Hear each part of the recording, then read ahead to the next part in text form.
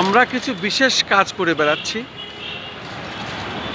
রাজধানী ঢাকা সহ সারা বাংলাদেশের বিভিন্ন মানুষের মতামত নিচ্ছি আমরা।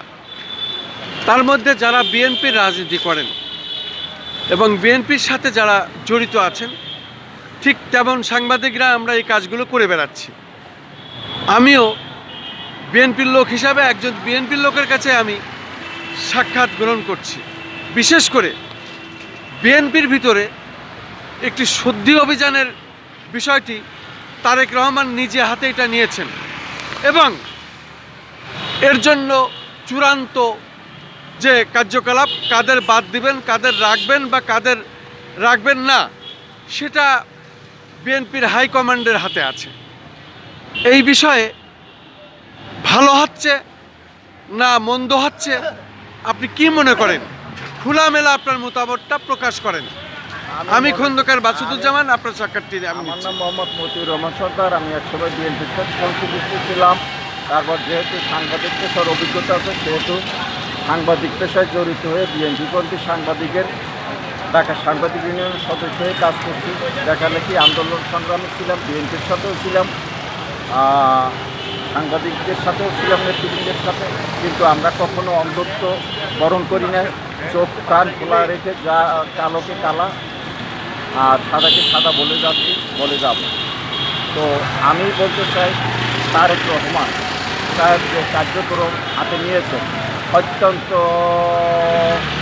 ভালো দক্ষতার পরিচয় দিয়ে এবং দুঃসাহসিক উদ্যোগ গ্রহণ করেছেন, স্বাগত জানাই। শহীদ রাষ্ট্রপতি জিয়াউর রহমানের নীতি ও আদর্শের আলোকে যদি সকল নেতৃবৃন্দ কাজ করতেন বাংলাদেশ জাতীয়তাবাদী দলের পক্ষে, তাহলে এই দেশের প্রতিটি মানুষের হৃদয়ের গভীরে শিকড় গেঁথে যেত বাংলাদেশ জাতীয়তাবাদী দলের, এবং উপকৃত হতেন সাধারণ ত্যাগী কর্মীরা, তারা বঞ্চিত হতেন না।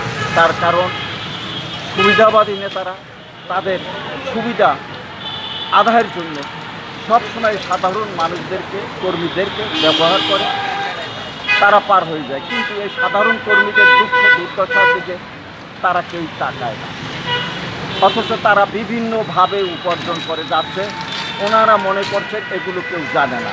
ওনাদের কার কী অবস্থান, কোথায় ছিল, কী অবস্থা ছিল, তা আমরা আয়নার মতন পরিষ্কার দেখতে পাচ্ছি, দেখতেছি এখনও।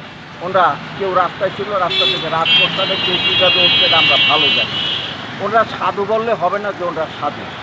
যাই হোক, জনাব তারেক রহমান সাহেব দেরিতে হলেও বুঝতে পেরেছেন যে বিএনপি নেতাদের ভিতরে অনেক আছে মির্জাফর, গাদ্দার, মোনাফেক, যত প্রকারের অপরাধী আছে এর ভিতরে আছে। ওরা সবুজ সাপের মতো, যখন যে জায়গায় যেই রং ধারণ করার দরকার সেই রং ধারণ করে। কিন্তু জনাব তারেক রহমান বুঝতে পেরেছে কে কোন রং ধারণ করে, কীভাবে চলতেছে, এটা ওনার কাছে আয়নার মতো পরিষ্কার। তারপরেও আমি মনে করি আরও পরিষ্কার স্বচ্ছ ধারণা পেতে হলে সাধারণ যে সমস্ত ত্যাগী কর্মী আছে তাদের ধারণা নিতে হবে।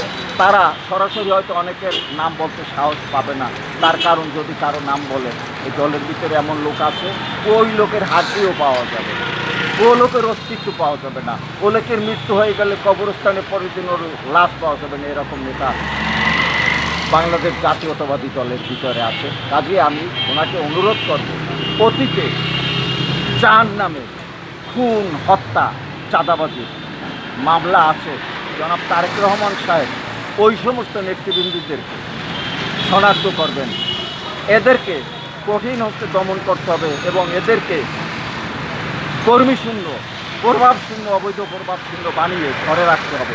তাহলে বাংলাদেশ জাতীয়তাবাদী দল দিন দিন আরও প্রসারিত হবে এবং ওনাদের কোনো বাধা থাকবে না। ওনাদের বাধার কারণে দলটি যথাস্থলে পৌঁছাতে পারছে এবং সাধারণ বঞ্চিত কর্মীরা স্বাভাবিক উন্নয়নের পথে ধাবিত হতে পারছে না। আজ তারেক রহমান যে কথাগুলো বলছে, সাধারণ কর্মীদের উন্নয়নের পক্ষে কথা বলছে, জাতির উন্নয়নের পক্ষে কথা বলছে, কাজ করতেছেন, উনি বারবার অনুনয় বিনয় কাজ করতেছেন। অনেক সময় অনুনয় বিনয়তে কাজ হয় না, কঠিন হাতে এদেরকে অনেক সময় দমন করার প্রয়োজন করতে হয় এবং যখন যে কর্মসূচি হাতে নিতে হবে তখন সেগুলি নিতে হবে। আর এটি ওনাকে মনে রাখতে হবে, ওনার সাথে সাধারণ কর্মী আছে, নেতা সব ওনার পিছনে থাকবে না, কিন্তু কর্মী ওনাদেরকে ছাড়বে, ওনাদেরকে ত্যাগ করবে না, বিএনপিকে ত্যাগ করবে না, জিয়া পরিবারকে ত্যাগ করবে না। এই সাধারণ কর্মীরা ওনার জন্য প্রাণ দিতেও প্রস্তুত, কিন্তু সকল নেতাদের জন্য নয়।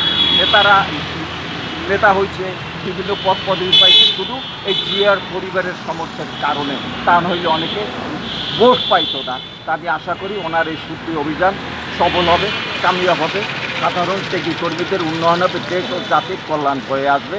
আমি এই সফলতা কামনা করে আমি আমার কথা শেষ করছি। আসসালামু আলাইকুম। আপনাকেও অনেক অনেক ধন্যবাদ আমাদের এই পক্ষ থেকে। যেহেতু আমরা দুজনেই বিএনপিপন্থী লোক তো, এবং দুজনেই আমরা ঘাইগুতো খাওয়া লোক, যে কারণে আপনি অনর্গল বলতে পারলেন এই কথাগুলো, এবং আমিও আপনার প্রতি সমর্থন দিলাম।